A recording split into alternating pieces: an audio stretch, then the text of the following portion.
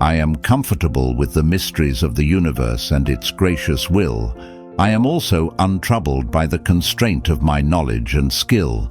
I am equally convinced that the universe has someone for everyone. We just have to follow the scripted path until its divine will is done. The blustery winds whirl and flirt with the apprehensive clouds, like the birds trying their best songs to find mates that will allow. The rain hurriedly rushes from the sky. It escapes from being cloud-bound. It dances and skips, never turns back or finds time to stop or frown. There is someone out there for everyone. They just need to be found. Anxiously, the rain throws itself bodily to make love to the ground, and when it is done and limp, it flows into the lake as it is spent. Memories of the wind, clouds and rain held despite being drenched. And so it was that the lake, filled with longings, craves for the river, which in turn lusts to meet the ocean, as it is full of passion to deliver. The ocean longs for the clouds, as it circulate without running aground. There is someone out there for everyone. They just need to be found. The moon longs to meet the earth, which it quietly circles around.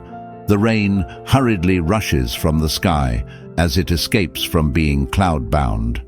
The earth languishes to meet with the sun as it faithfully surrounds, keeping lovers there long enough, slowly nudging them closer to be found. I am satisfied with the mysteries of the universe and its flattering will, untroubled by the constraint of my knowledge and skill. I am equally convinced that the universe has someone for everyone. We just have to follow the scripted path until its divine will is done.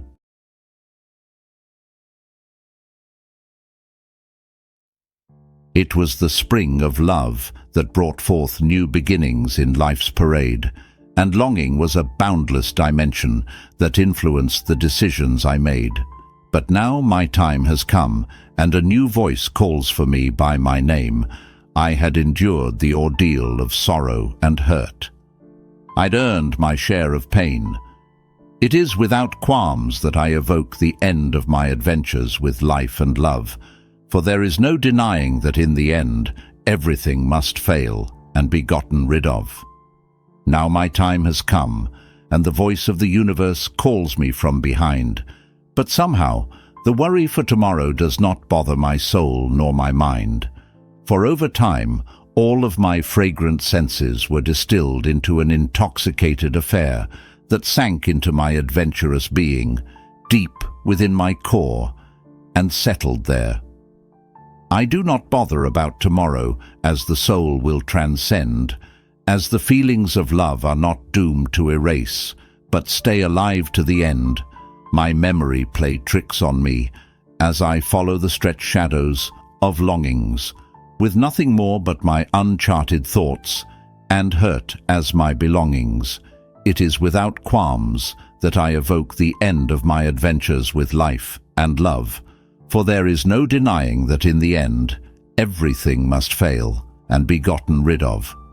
It was the spring of love that brought forth new beginnings in life's shade, and longing was a boundless dimension that influenced the decisions I made. Now my time has come, and the voice of the universe calls me from behind. But somehow, the worry for tomorrow does not bother my soul or my mind.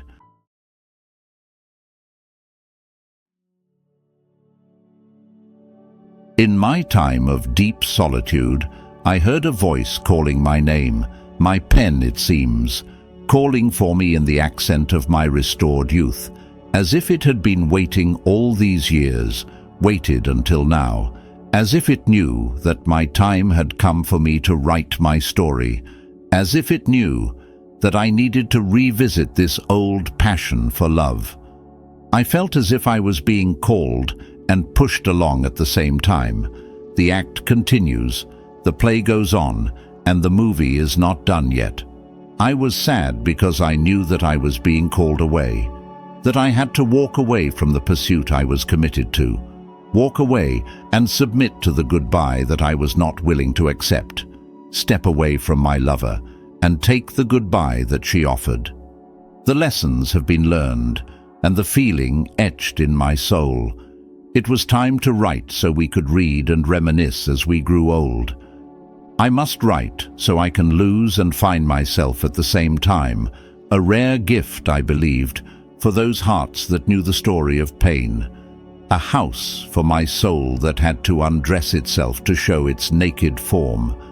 I must write as a present for my mind that wills itself to shame, as if it has been cheated into submission to the defeat in love again, as it did in the lives before this, as it searches for the answers and the reasons behind it. And so I kept hearing the proclaim of my pen and its youthful voice, as if it knew that there was work to be done, and the time. Now that I had done my time of penance to the universe, as if to keep alive the moments of love, those memorable years, to restate my thirst and longings in verse. In this ocean of sorrow, I looked to my pen to bring me up for air, and so I devoted my mind, my soul, and my body to the words, to recreate what has been lost to me, the story of this part of my life, and to recapture the gift of love that was given and then taken away.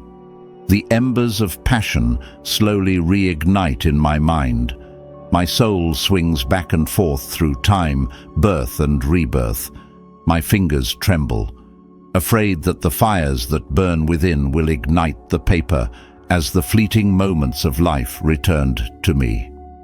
Intact on these innocent pages that has now become the custodian, guardian, and the trusted keeper of the last mooring and the home where our story will reside.